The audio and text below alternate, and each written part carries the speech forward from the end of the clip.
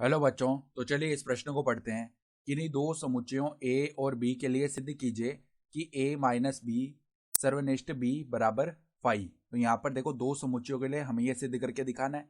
तो प्रश्न में आगे बढ़ने से पहले इस प्रश्न से संबंधित जो मुख्य उदाहरण है उसकी हम चर्चा कर लेते हैं। तो देखो मुख्य उदाहरण क्या हो जाएगी। अगर दो समुच्चय p माइनस क्यू इस प्रकार लिखा हुआ है तो इसका अर्थ क्या होता है, p के उन अवयवों का समुच्चय जो कि q में उपस्थित नहीं है। तो इसको हम देखो किस प्रकार से लिख सकते हैं, p समुच्चय सर्वनिष्ठ में q डैश समुच्चय। तो देखो q डैश का अर्थ क्या होता है, यहाँ पर अगर हम समझने का प्रयास करें तो q डैश, अगर q देखो ये एक समुच्चय है q और ये सार्वत्रिक समुच्चय u है, तो q डैश में ये आ जाएगा पूरा u का वह भाग जिसमें q उपस्थित नहीं है। ठीक है।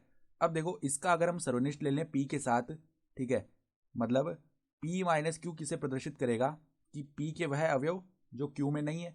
ठीक है। तो यहाँ पर मान लो दो समुच्चय p और q है, तो p के वो अवयव जो कि q में नहीं है, तो ये वाला भाग आ जाएगा। ठीक है। अब इसी भाग को देखो हम इस प्रकार से भी लिख सकते हैं। पहले तो हमने q डैश निकाला, अब हम p निकालते हैं। तो p मान लो ये रहा पूरा, ठीक है, ये यहाँ पे मान लो ये p है। ठीक है।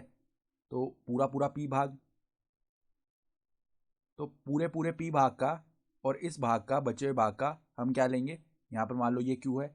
हम जब इन दोनों भाग का उभयनिष्ठ भाग लेंगे, सर्वनिष्ठ में हम उभयनिष्ठ भाग लेते हैं ना, तो हमारे पास में केवल p भाग इतना इतना बच जाएगा। ठीक है।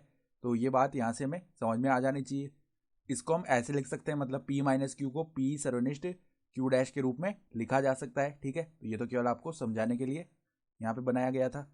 तो अब देखो हम क्या करते हैं यहाँ पर, फिर किसी भी समुच्चय का अगर हम लेंगे सर्वनिष्ठ रिक्त समुच्चय के साथ, तो वो किसके बराबर आता है, सदैव रिक्त समुच्चय आता है। ठीक है।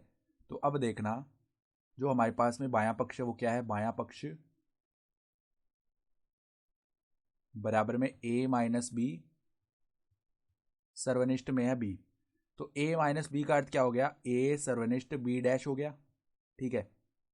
और देखो यहाँ पर सर्वनिष्ठ में है b, तो अब वितरण नियम से अलग अलग कर लेते हैं पदों को। तो a सर्वनिष्ठ b आ जाएगा, फिर देखो सर्वनिष्ठ में b डैश सर्वनिष्ठ b आ गया। तो अब देखो b डैश सर्वनिष्ठ b का अर्थ क्या है, यहाँ पर मान लो एक u सार्वत्रिक समुच्चय है, ये b समुच्चय है, तो b डैश क्या प्रदर्शित करेगा, u का वह भाग जो कि b में उपस्थित नहीं है, यानी b को छोड़ के संपूर्ण u। ठीक है। और b क्या प्रदर्शित कर रहा है, मान लो ये u है, तो b खुद को प्रदर्शित करेगा पूरे को।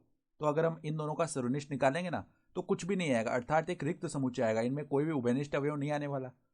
तो इनका जब हम निकालेंगे सर्वनिष्ठ तो हमारे पास में क्या आएगा, फाई आएगा। तो इधर से देखो अब a सर्वनिष्ठ b सर्वनिष्ठ में क्या आ जाएगा, यहाँ पर सर्वनिष्ठ में फाई। तो अब किसी भी समुच्चय का हम रिक्त समुच्चय के साथ सर्वनिष्ठ निकालते तो सदैव एक रिक्त समुच्चय आता है। तो a संग b भी, मतलब a सर्वनिष्ठ b भी तो एक रिक्त समुच्चय है ना, उसका जब हम सर्वनिष्ठ निकालेंगे फाई के साथ तो फाई आ जाएगा। और यही हमारे पास में क्या है, दायां पक्ष है। तो बाएं पक्ष को सरल करते करते हम दाएं पक्ष के बराबर लेकर आ गए। तो हम क्या लिख सकते हैं, इति सिद्धम, अर्थात दी गई उदाहरणा के आधार पर हमने सिद्ध करके दिखा दिया। तो आशा करता हूँ कि आपको ये प्रश्न समझ में आया होगा। धन्यवाद।